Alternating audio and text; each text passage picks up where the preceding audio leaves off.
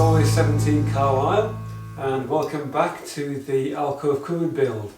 As you can see, I've made the Alcove Cupboards, they're in place, they're fitted, and in this episode, this video part 2, I'm going to show you how I went about making these shaker style doors and how I fitted the soft close hinges. I'll also be showing you how these tops were fitted in place, given that I had to scribe them to the walls. Please bear in mind, as I said in part 1, that I'm only a DIYer, a competent DIYer at that, but the only woodworking or cabinetry experience I've had is by working on stuff in my own house. So, let's get straight into the video. Hope it's okay. So I'm making a shaker style door here, and what I've got is the two styles, okay, and I've got, eventually I want to create a 300 wide door. So what I've done is I've put the two styles together, and then I can get 30 or 300 millimeters across here, make a mark, and that will be the rail. I'll cut another one with the saw. So that's the basis for the door. I've got two small rails and the two styles, and what I'm going to do next is route them out to get the groove. So they're just slightly over 300, but that'll be okay. 301 maybe. So that now, I'm going to mark the face edge.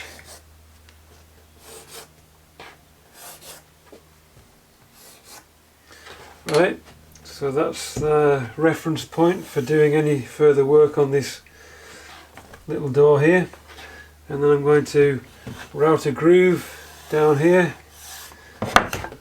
and down here and on all three sides of these. Okay, so that's the next job. Okay, so this is about the routing of the grooves now to make these shaker style doors. So I've marked the face edge of the rail in this case, two rails, two styles, and just a little mark on there to show where I'm going to be routing.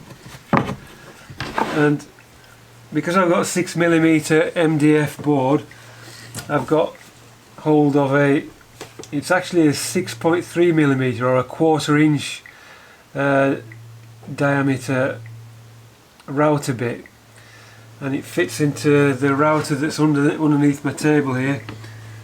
Just better switch it off, take the plug out. So the actual router here, I've set the fence so far back so that when I start to push the MDF through, I'll get the groove off centre. So I'll show you how I go about doing that. I'll do it 2 passes because it's quite a thin router, only a 1/4 inch collet on it. So we'll do it in 2 passes. So there we go, it's a trend router bit, 1/4 inch to suit my 6mm MDF board. Let's have a go at that.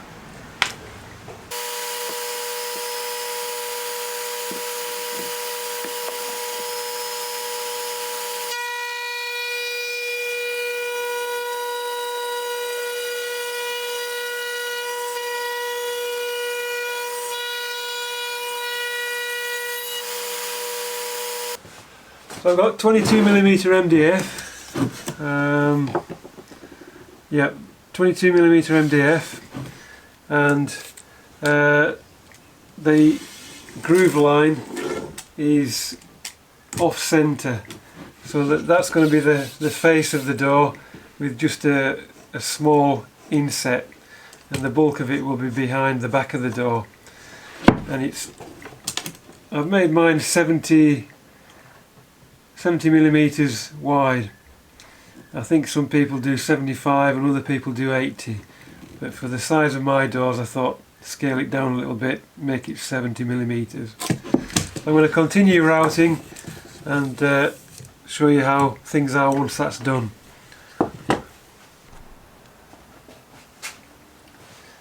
So that's all the routing done now. I've managed to put some channels on 3 sides of the rails and just on one side of each of the stiles.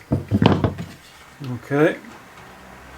And what I've also done, I've measured the depth of the slot that I've cut, something like 17 millimeters. So I've made myself some little, you might call them loose tenons. And what they do is they just, when we assemble it with glue, we put these loose tenons in here just to give the joint a little bit more stability as it glues up, and then cut these ends off once the whole assembly is dried out. All I have to do now is cut a panel that will just go inside the grooves and give myself a little bit of room either side.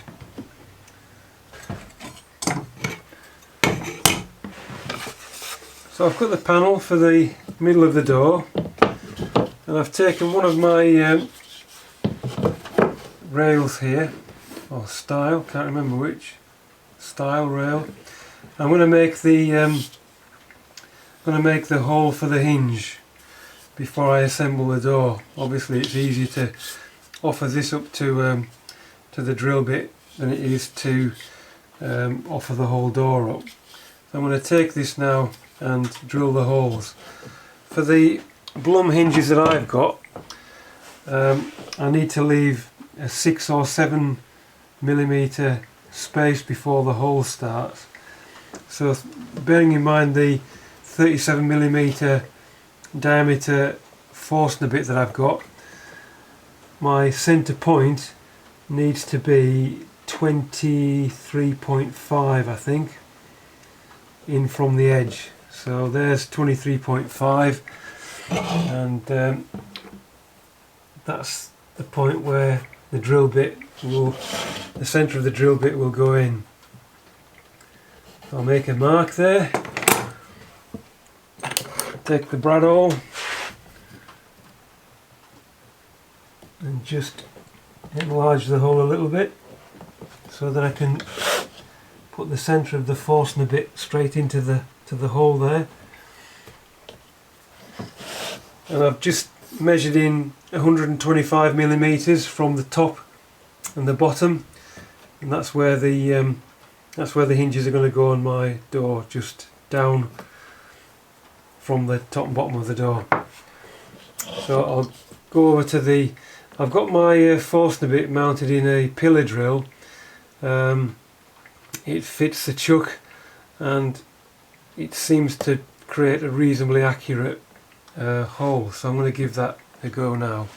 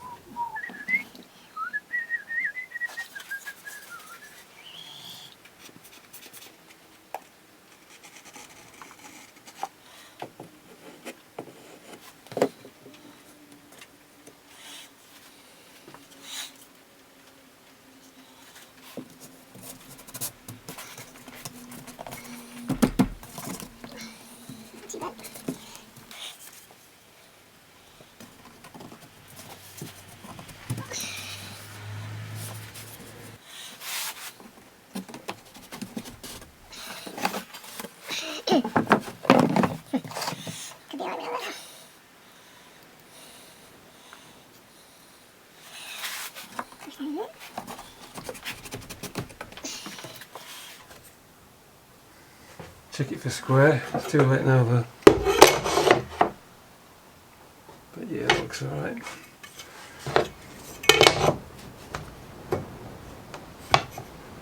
That's going to do.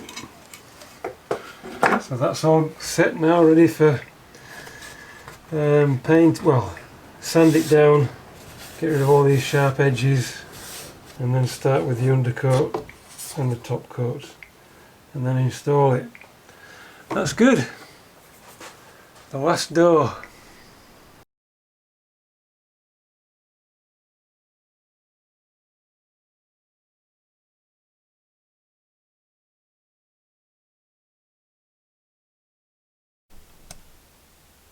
So if you study the specifications for your hinges, it'll tell you exactly how far you need to measure in from the edge of the cabinet to fit the hinge plate. In my case it's 37mm. So what I've done is I've set my adjustable square to 37, and having established where I want my door height to be, just below the top of my cabinet there, I've marked the centre point of the hinge where I want the hinge to actually sit, and then scribe a line 37mm in from this edge. Okay, once I've done that, it's then a case of sitting your hinge in the right spot and marking the little holes.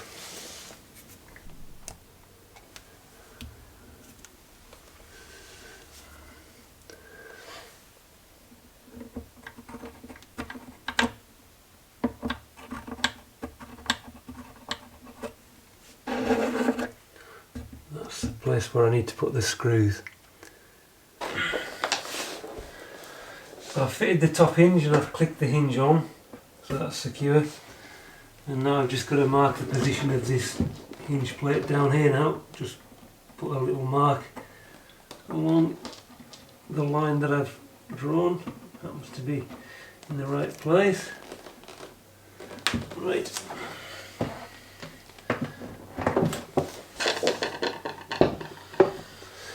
So that's where I need to put my screw holes.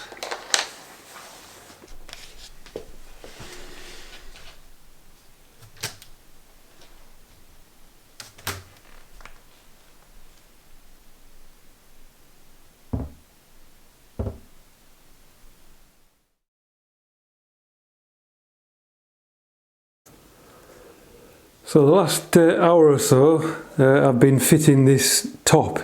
It's an MDF material, but it's got a nice oak finish on the top of it, like an oak veneer. And what I've done is I've scribed it in so that it follows the profile of the wall over here, and it's not too bad over there. It's certainly, from my point of view, within caulkable tolerance really. You can see the, if it just focuses a little bit there, is it going to work? Come on, focus. Yeah. I've got a slight overhang here next to the fireplace, and it's about, in this case, it's about 2 centimeters or 20 mil just about over the front of the cabinet doors. And what I've got to do in due course is fit a bit of a profile edge along here. Obviously I don't want to have MDF showing, so that's a job once I've got the other cabinet top fitted. So I've had a practice, having watched Gid Joyner on YouTube doing this for his various alcove cupboard fits, and thankfully for the information that he's provided there, I've been able to do it in my own alcove to a reasonably tolerable sort of standard really. So I've just got the area over here to do, and having practiced now, I'll show you how I go about doing that.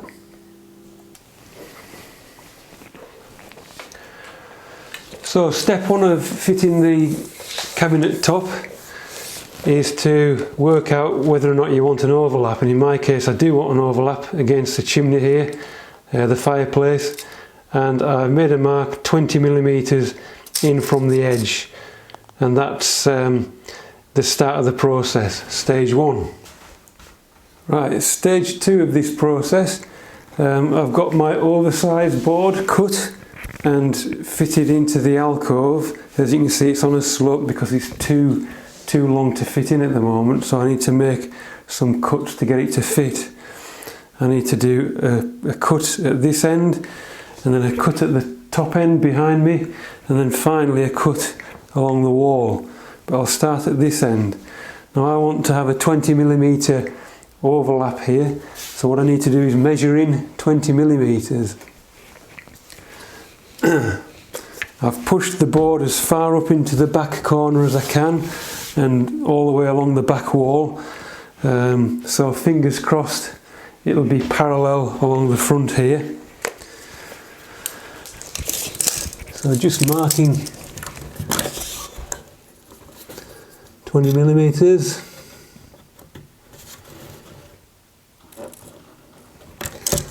And where my cut for the fireplace needs to be.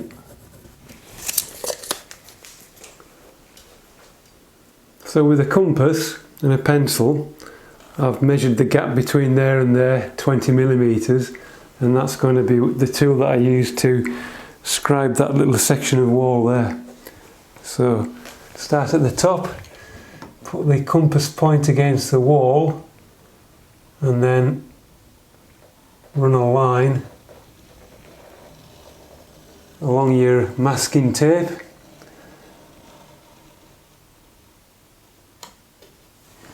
And that line there down to the cutout there is your first cut. So in this next step we need to measure the actual distance across the aperture, okay, from edge of the wall here to the edge of the wall over here, and get an accurate measurement, and then we transfer that onto the board.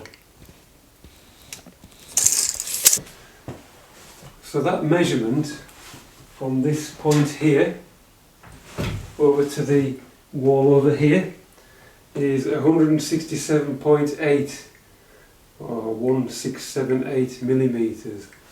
So what I've done is from the edge of the board here, not the bit that's projecting over the fireplace, but the edge that's against the wall, I've measured from there right up to the top 167.8 or 1678mm, and I've made a mark.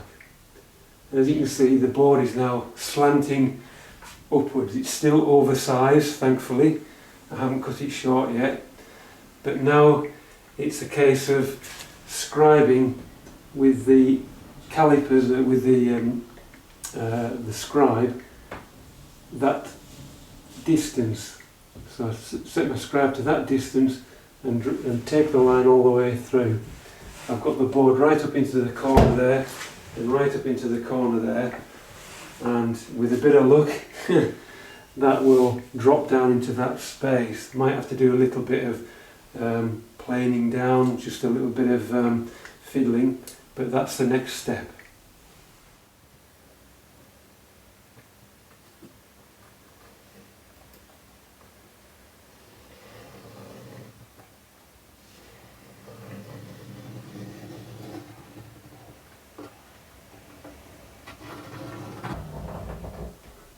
That's the general idea. So I've got my line drawn there, and what I'll do now is I'll use a jigsaw just to cut that line. We'll take it from there. So this is my first attempt. I've scribed to this wall over here. That fits beautifully down there, but here it's a bit neat, and as you can see there's a bit of a gap under here. It's too tight against the wall. It's better that it's too tight than too gappy. So what I'm going to do is I'm just going to, with a pencil and a finger end, I'm just going to hand scribe down here just to release the whole thing a little bit, and then cut another couple of millimetres off. So it's better to do it that way than cut it way too short. So that's the next little further detail to sort out. So it's just a small amount that I need to take off. So I'm just using literally the thickness of the pencil to get a couple of millimetres. So I put my pencil up against the wall and run it along the wall.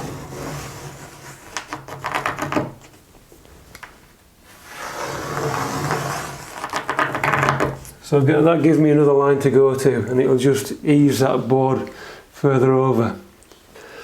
Well, let's have a look at how this turned out after all the effort. I got this end cut and I trimmed it maybe a bit too much.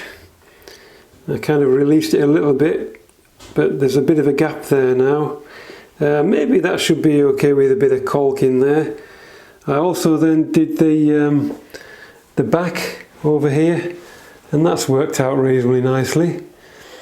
And this front, that little detail's sitting in that corner there quite well. But over on this side, there's a little bit of a gap developing towards that top corner. But I'm not going to be over fussy about that. Again, it'll be a case of decorator's caulk and putting some vases and lights and other bits and bobs on there. So what I've got to do now is just get that bit of trim to fit on the front here, and the same over on this side. I think it looks quite nice overall. I have to say I got this one fitted in a lot better. No major gaps over here. So I guess you win some, you lose some. But overall, like I say, I think the overall effect is reasonably okay. So once I got the tops fitted, I then made some little holes to enable me to get access to my sockets. I managed to get some oak and made a nice edge, and you can see the overall effect is quite effective really. I'm quite pleased with the outcome. Alcove cupboards either side of the fireplace, lots of extra storage there. Anyway, thanks for watching. I hope you found this useful. If you have, please hit that thumbs up button, and if you want, please subscribe.